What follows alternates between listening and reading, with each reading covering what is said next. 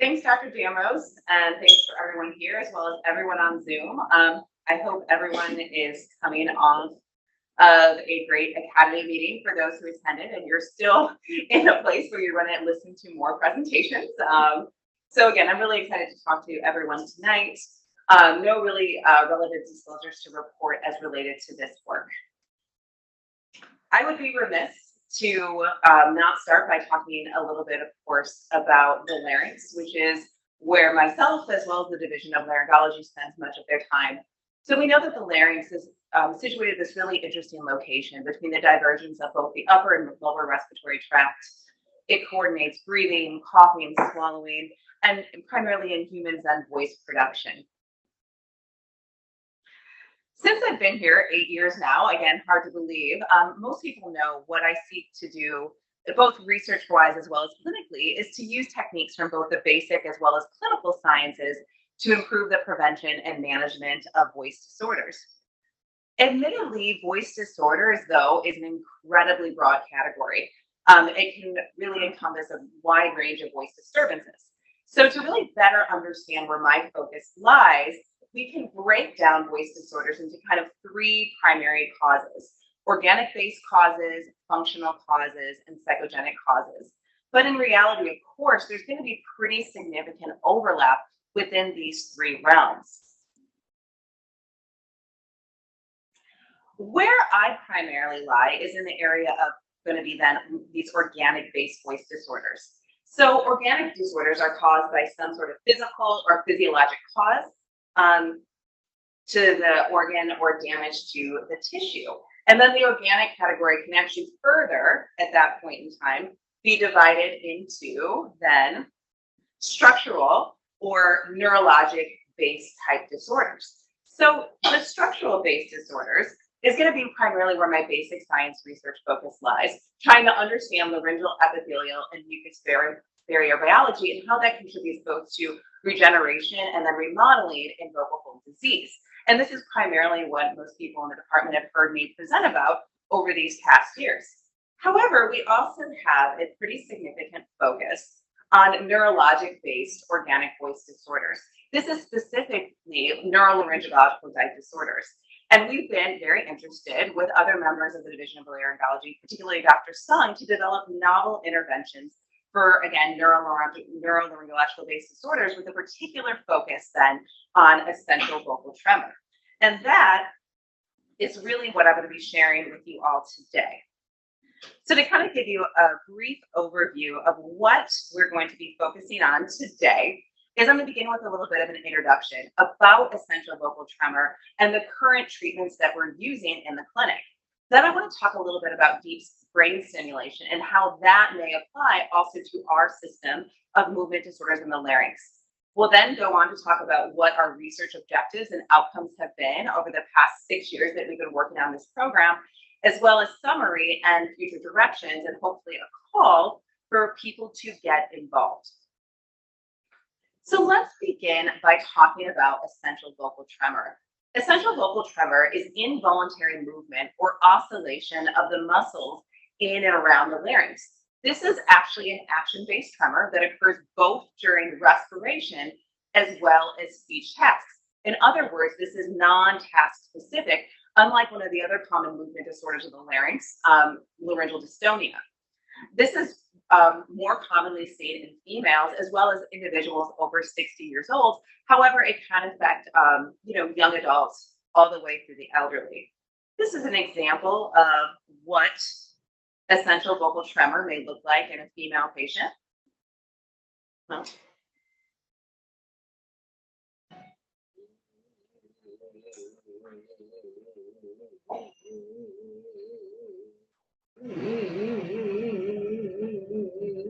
Good.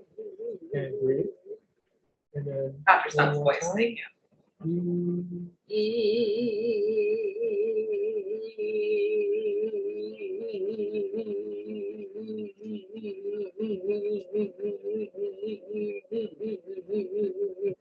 Okay.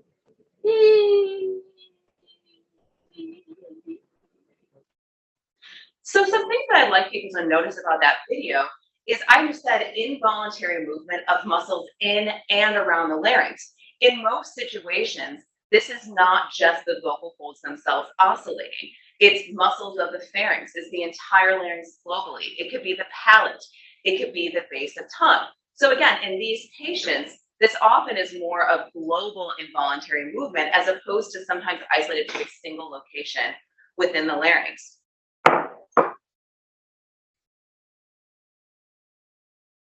A little bit more about essential vocal tremor. Just like essential tremor that we see of the limbs, there is going to be a rate of the tremor itself. So it's been reported that essential vocal tremors occur at about a rate of 48 hertz. But I think more recently, what we've noted is primarily we're seeing essential vocal tremors occur at a rate of about 3.8 to 5.5 hertz. It is characterized by rhythmic oscillations or alterations in the pitch or fundamental frequency, which is what we measure, and loudness or intensity of the voice. And this is an actual image of what we would look like when measuring essential vocal tremors. So we see fundamental frequency of the voice in blue and then intensity in yellow. So you can, again, actually see these very, again, rhythmic alterations in pitch and intensity. This is 1 second. So literally what you could do is just count the peaks. 1, 2, 3, 4, 5. Of course, you'd want to average this across multiple seconds, but this would be an essential vocal tremor of about 5 hertz. Essential vocal tremor is not uncommon. It affects about 30% of individuals with essential tremor, as well as there can be actually isolated forms. This has significant impact on intelligibility, vocal effort, as well as quality of life.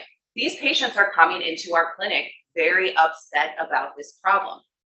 As I mentioned, there can be both isolated as well as essential tremor associated forms of essential vocal tremor. And there has actually been some debate regarding this terminology. So this is a great paper that was published a few years back in more of kind of an opinion viewpoint piece by Julie Barkmeyer-Kramer out of the Division of Otolaryngology at the University of Utah, talking about isolated voice tremor. Is this a clinical variant of essential tremor or a distinct clinical phenotype? And the answer to that is it really depends upon who you ask. So looking to a consensus statement in 2018 on tremor by the International Parkinson and Movement Disorders Society, you'll see essential tremor here. And how they define essential tremor is going to be bilateral tremor of the upper limbs with or without head tremor or tremor of other locations, a duration of at least 3 years, and absence of other types of dystonia, ataxia, or Parkinsonism. In other words, those with isolated onset of vocal tremor are not classified as actually having a variant of essential tremor. On the other side of things, the last consensus statement by the American Academy of Otolaryngology Head and Neck Surgery was actually in 2005 on movement disorders affecting the larynx. So here we can go specifically to essential vocal tremor, which is defined as an idiopathic action tremor affecting the voice as part of essential tremor. This can be included as isolated vocal tremor itself. It's going to affect the muscles of the larynx, pharynx, palate, potentially articulators, as well as respiratory musculature. And as I mentioned at the beginning, tremor is not task specific, meaning that it occurs during phonation as well as respiration. So the American Academy of Otolaryngology classified essential vocal tremor as essential tremor in individuals with both isolated vocal tremor or other types of essential tremor of what we classically see of the upper extremities. So this brings me back to, again, this viewpoint by Dr. Barkmeyer-Kramer. And really, I think what I wanted to highlight with this kind of brief discussion of terminology is essential vocal tremor is understudied and improved documentation of really clinical phenotype is needed. We need to have more crosstalk across disciplines, experts in otolaryngology, as well as experts in neurology and movement disorders. There are some unique parts of essential vocal tremor or isolated vocal tremor. So typically we're going to see something like a reverse clinical phenotype, meaning that there's going to be greater symptom spread from cranial midline to spinal in terms of the tremor. Classic essential tremor actually presents the opposite. we also know that essential vocal tremor is an action tremor, and similar rate, person, family history is expected with essential tremor. So based upon that, Dr. Barkmeyer-Kramer argues that although isolated vocal tremor may offer a unique clinical phenotype in onset and progression, it does appear to be a variant of essential tremor rather than a distinct clinical phenotype. So again, with that all being said, I think this discussion was, again, just to give you a little context of what we're looking at and why we felt also it was so critical to collaborate with our colleagues in neurology and neurosurgery, who would honestly be impossible to do this work without. So let's now switch a little bit to what we are currently doing clinically to treat essential vocal tremor. So probably the two primary modes of treatment that we see in our clinic, as well as in pretty much any voice and swallowing center across the country, is going to either fall into the realm of kind of an oral medication-based approach or Botox injections.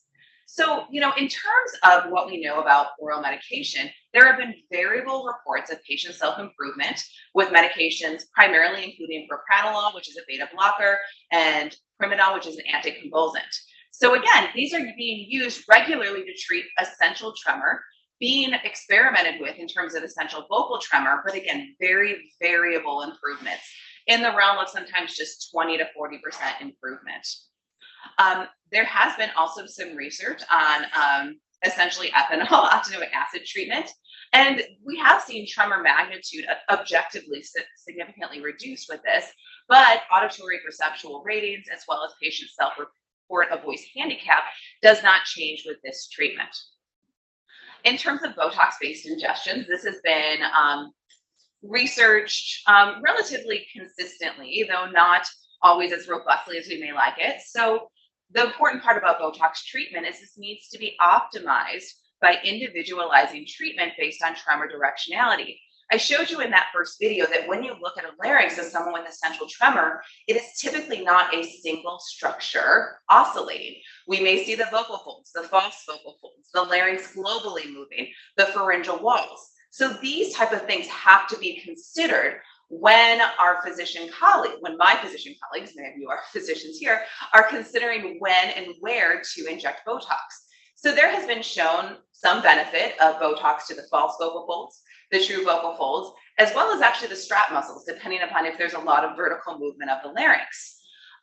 However, when you start kind of combining this data and looking, we do see that in general, Botox for vocal tremor is inferior to results that we may see with adductor spasmodic dysphonia, and in general, meaningfully helpful for about 1/3 of individuals with essential vocal tremor. Okay. I would be remiss as a speech language pathologist if I did not mention voice therapy as a potential treatment option for essential vocal tremor.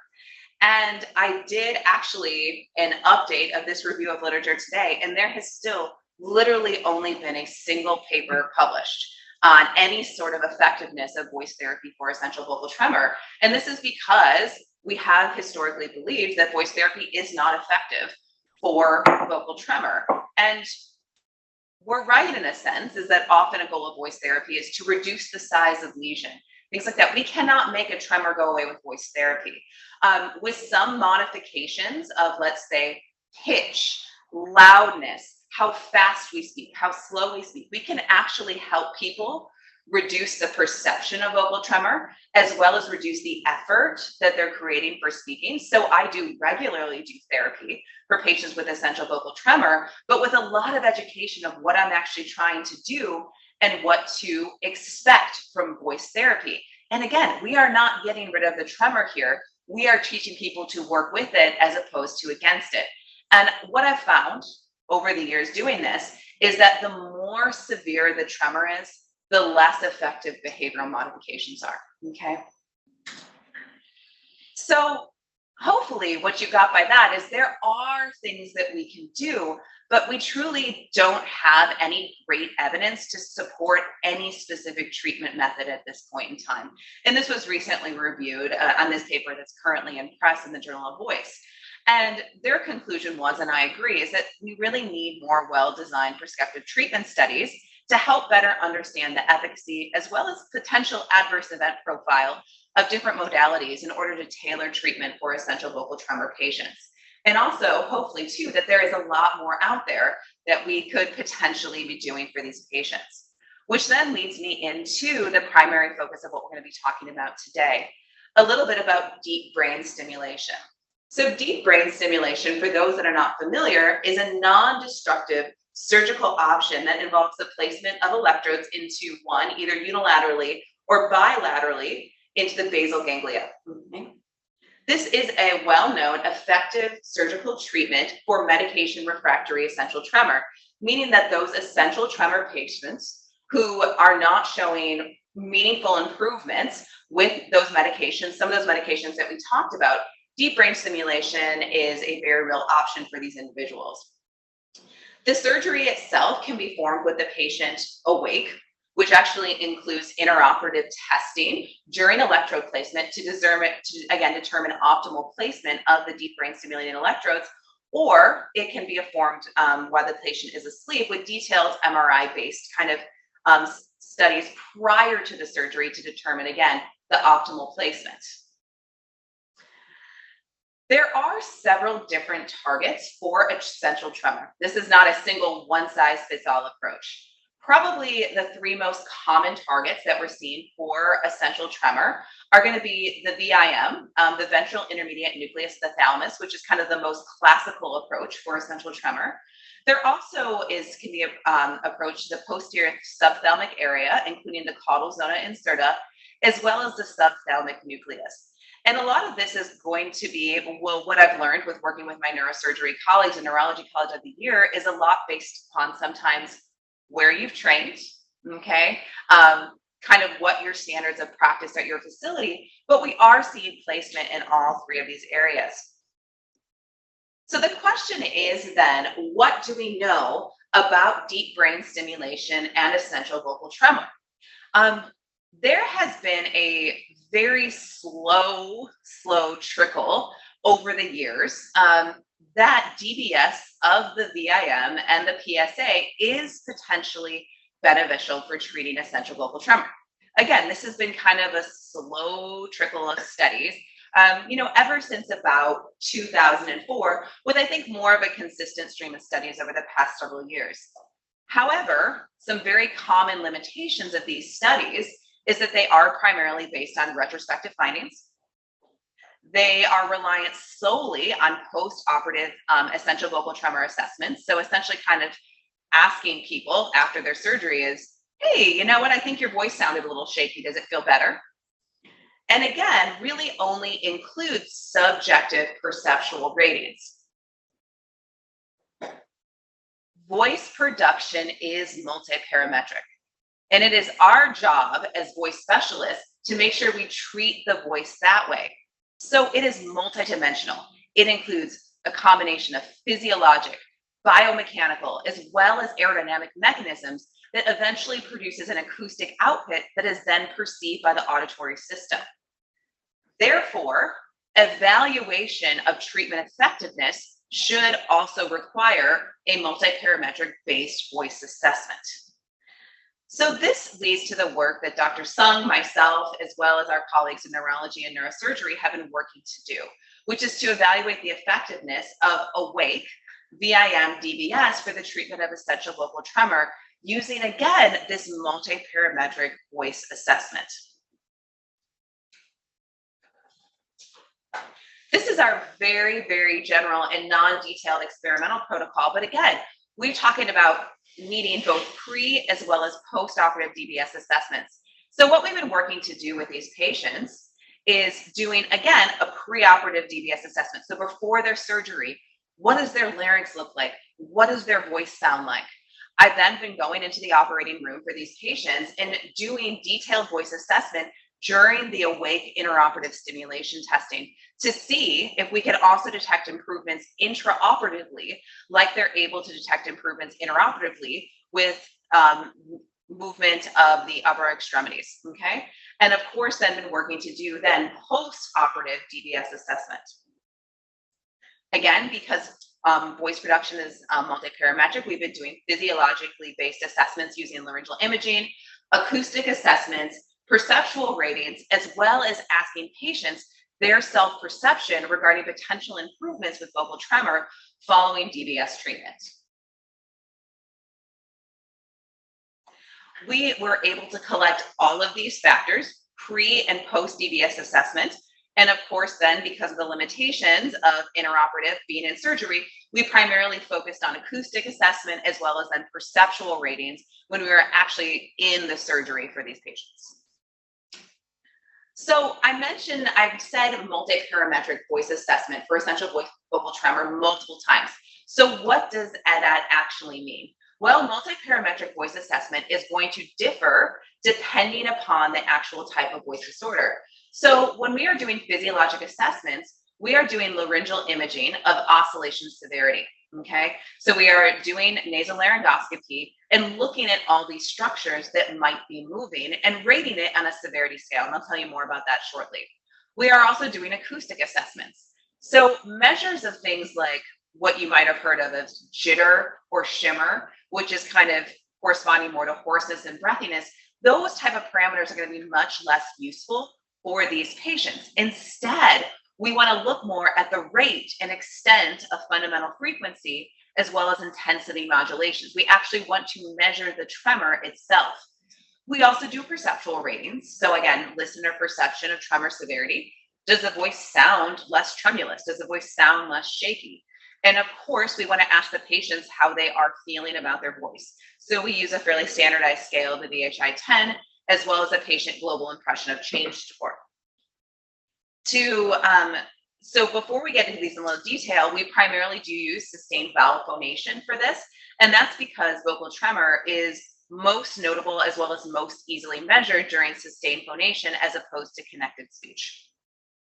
So for our physiologic assessment, we use something called the vocal tremor scoring system, where again, we're rating on a 0 to 3 scale the different anatomic sites within the larynx and vocal tracts. So the palate, base of tongue, pharyngeal walls, global laryngeal movement, the supraglots, the false vocal folds, as well as the true vocal folds, and whether 0, a tremor is absent, all the way up to 3, which is going to be severe oscillation of these structures. So we're kind of having a semi-quantitative rating during these types of assessments.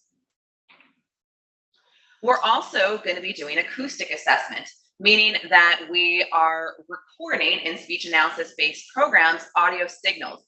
And from that, we are measuring both the rate as well as extent of fundamental frequency and intensity modulations. So rate being represented by what you'd see as these red arrows. So across 2 seconds, literally how many cycles that we see, that's the speed. But we also want to know the size of these modulations, right? So often the larger the oscillation, the more severe tremor we see perceptually. So, right? So it's not just about how fast it is, but it's about, again, how large these extents are. And I'm able to measure these using actually just free acoustic analysis-based software. In terms of perceptual ratings, we use a fairly simple scale of 0 to 3, meaning that 0, we don't hear any real shakiness in the voice. And 3, we're going to hear severe shakiness in the voice. And finally, we want to measure patient self-perception, which is going to be with a standardized scale, the Voice Handicap Index 10, as well as a global impression of change. So meaning that after post-DBS surgery, we were asking people how to describe the change, if any, in activity limitations, symptoms, emotions, and overall quality of life related specifically to their voice tremor. And when using scales like these, usually a measure of 5, a 6, or a 7 is going to be actually considered a clinically important improvement as a result of our specific treatment. So who are we evaluating in terms of their vocal tremor pre and then intra and this post-operatively? So again, these are going to be medication refractory essential tremor patients with co-occurring essential vocal tremor. So at this point in time in our work, we have not been evaluating patients with isolated vocal tremor. These are all patients that have essential tremor with also vocal tremor. We've been looking at both males and females, and the age has ranged from about 40 to 83 years with a mean age of about 67 years, which very much falls into that kind of typical characteristic that we're seeing in patients with vocal tremor. This has been VIM DBS implantation, and that's really been chosen because that has been the standard of care of the neurosurgeons that we've been working with while doing this project. So patients have been either decided to have unilateral or bilateral DBS following the standard multidisciplinary movement disorder surgical protocol. And all these patients were treated with a stereotactic frameless approach with intraoperative awake microelectrode recording to confirm lead trajectory with, again, intraoperative testing. So these patients are kind of in a twilight state. And while they're placing the lead, they're being stimulated and they are doing essentially limb tremor assessment. So they're drawing circles, they're measuring the frequency as well as the extent of their limb tremor. And at the same time, that's when I was going in and also measuring vocal tremor. I do want to say the caveat being at this point in time is the implantation of DBS electrodes for the patients that I'm going to be showing you today was based on needs of limb tremor control primarily. Although we were listening to voice as part intraoperatively, and I was talking to the neurosurgeon, again, what these people were coming in for was their limb tremor. Okay, so I just want to say that coming up. This is a little bit of an example of what this type of surgery looks like. So again, a frameless approach. You can see the patient's head here, and this is an example of one of our colleagues doing some intraoperative testing while placing the electrodes. So speaking of intraoperative testing, let's talk a little bit about our intraoperative testing results in these patients. So again, microelectrode recording and macro stimulation was confirming placement of DBS electrodes. And at the same time, we were doing voice recordings, and these were collected in real time following placement and stimulation of the DBS electrode leads. Here is an example of an acoustic signal that we got pre-DBS and then intraoperatively from a same patient. So here's just a single example. So let's start by listening to the pre-DBS sample. So again, during the sustain valve, you can hear again those very rhythmic oscillations. This is an actually fairly fast vocal tremor from this patient. Extent not as big, but very, very quick. And you can see that reflected in our figures here, where again, this is that exact voice signal where blue is frequency and yellow is intensity. And this is how I measured this patient intraoperatively following stimulation with the electrode. So I'll play that again. And this is that voice signal. So without even hearing, you can see pretty profound difference in terms of kind of a flattening of both the frequency and the intensity signals. And you can actually really hear that in the voice. You can hear intraoperatively, you can hear the monitors even beeping in the background a little bit, showing again that our acoustic recording environment was not always ideal, but we were doing the best we can in terms of being intraoperatively.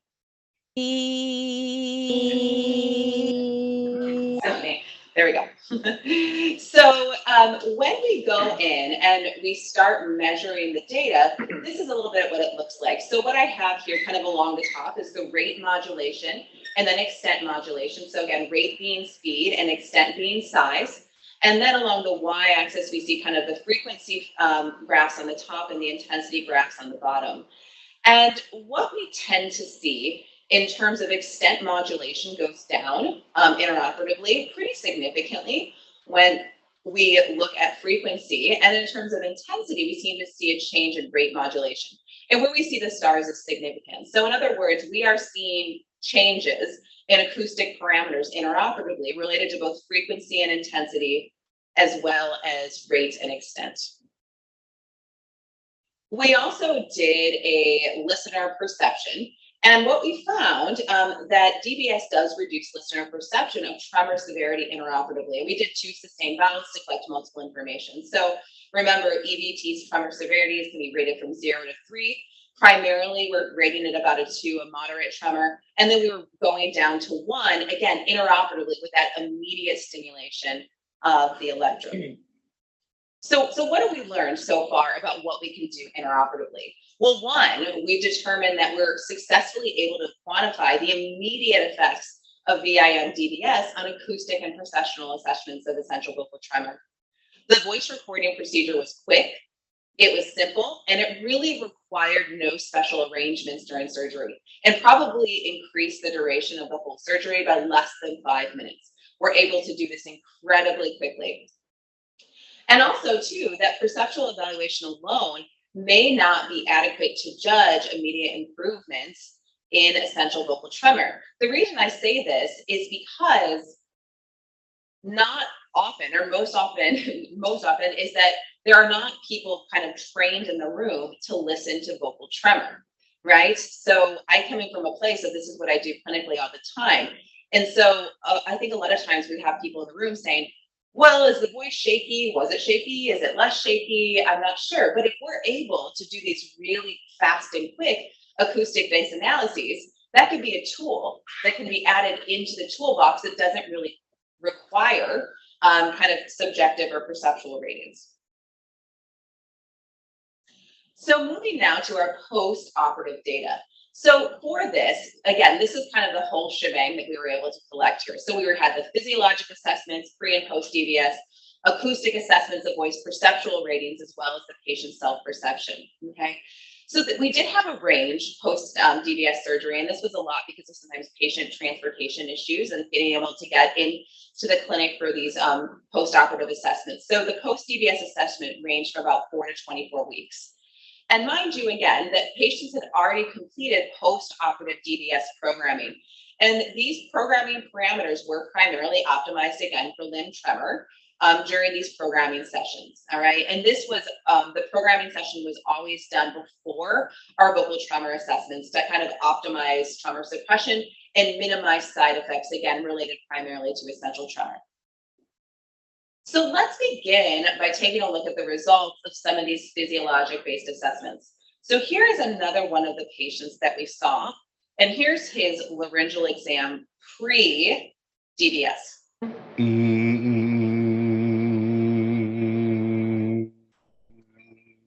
Good, swallow. And again,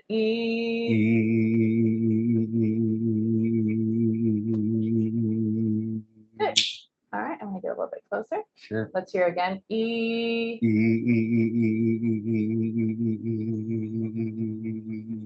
and again. Another great example of, again, a tremor not being localized to one location. This specific patient also had a head tremor. So I think some of the motion that you were also seeing was also the head movement, as less as the larynx and pharynx movement. But let's take a look at what he looked like following his DBS surgery. Good, and again.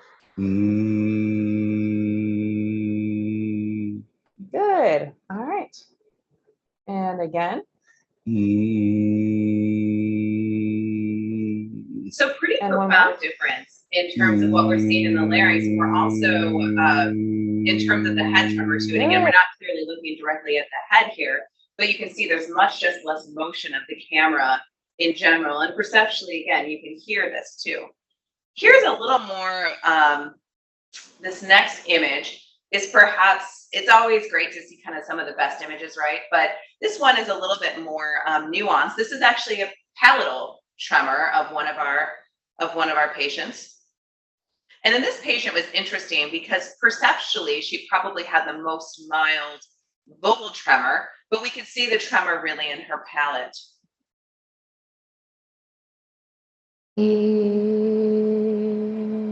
Take a breath and keep it going for as long as you can.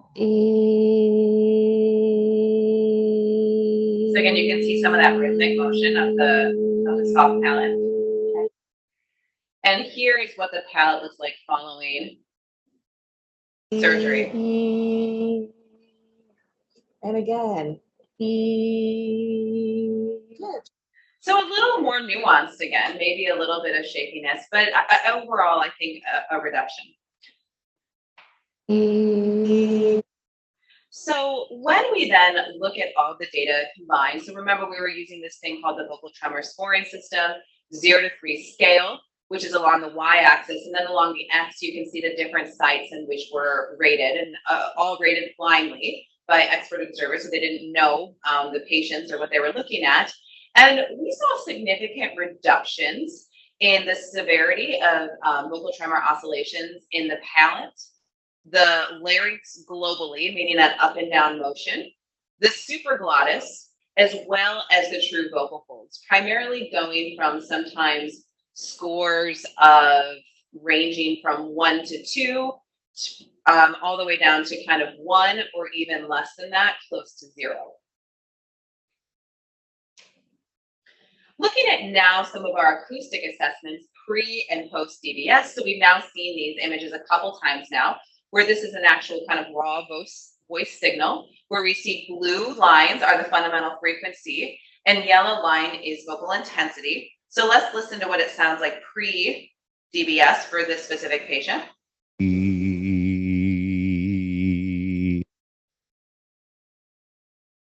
And now post DBS.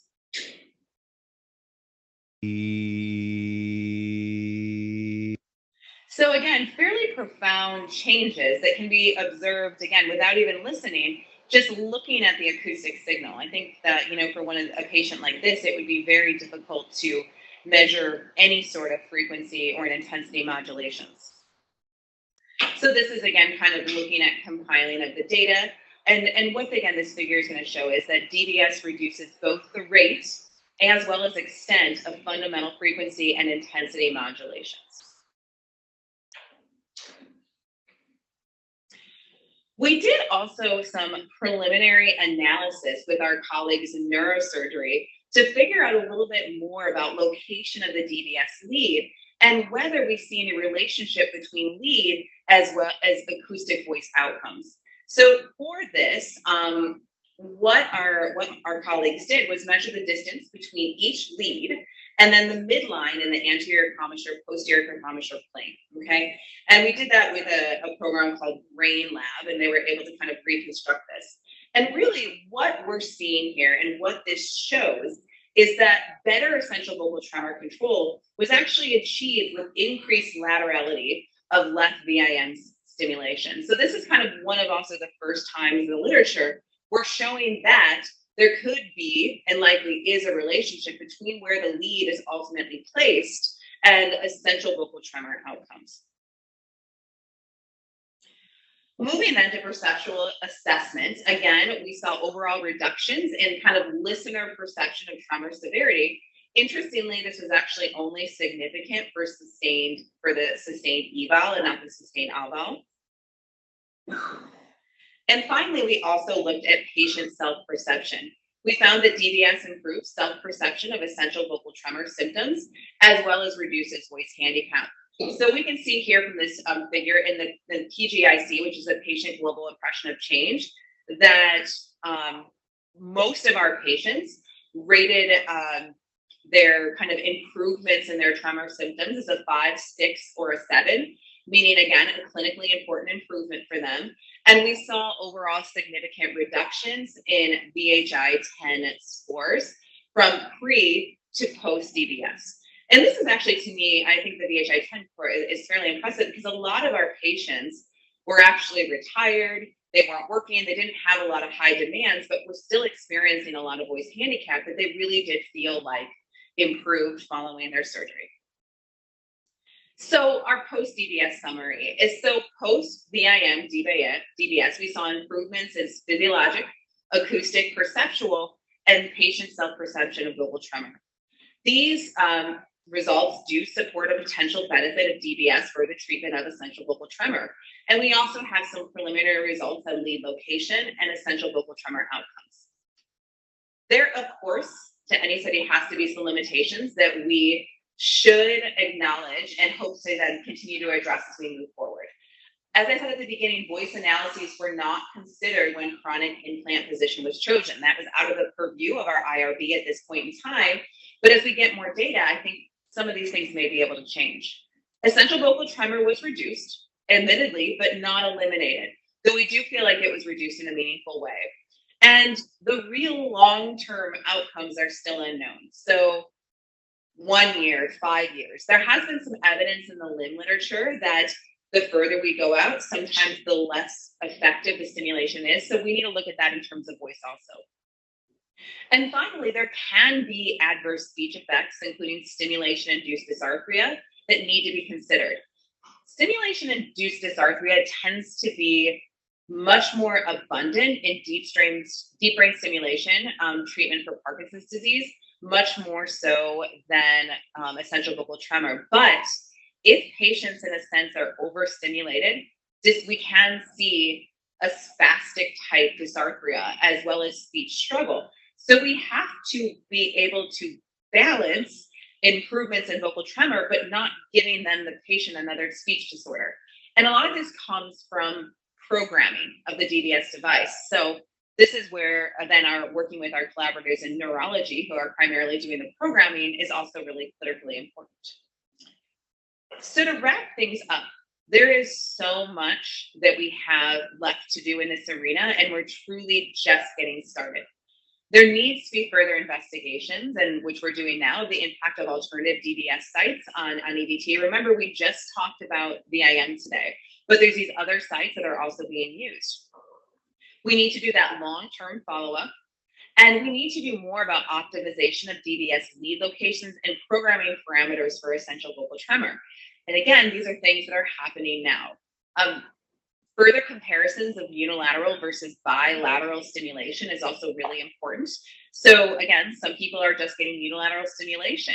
Is that going to be potentially as effective for vocal tremor as stimulation bilaterally? We don't know the answer to those questions yet. Notice that we just talked about sustained vowels today, and we don't talk in sustained vowels, right?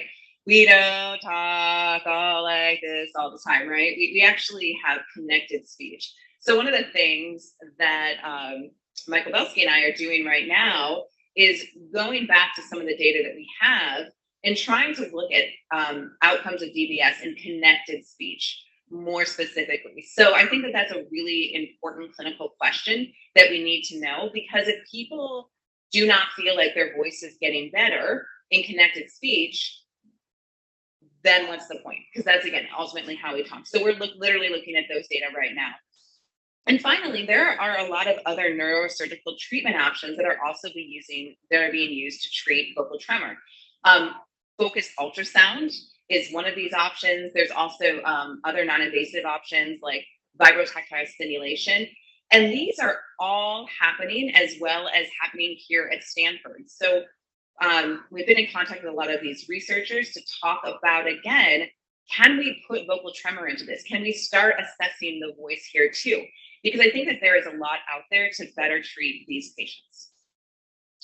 So I want to just quickly, and hopefully have a couple minutes to answer questions if people have any, acknowledge our collaborators, primarily Dr. Casey Halburn and Fong Sung, who have been, just incredibly important in completion of this work, recruitment of patients, as well as assessments. Casey was here. He since has moved kind of back to his alma mater, on the East Coast, but we are continuing our work together. We also have been actively working with Helen Bronte-Stewart here in neurology. And I'd like to thank Heather Starmer for helping with a lot of our voice assessment analysis.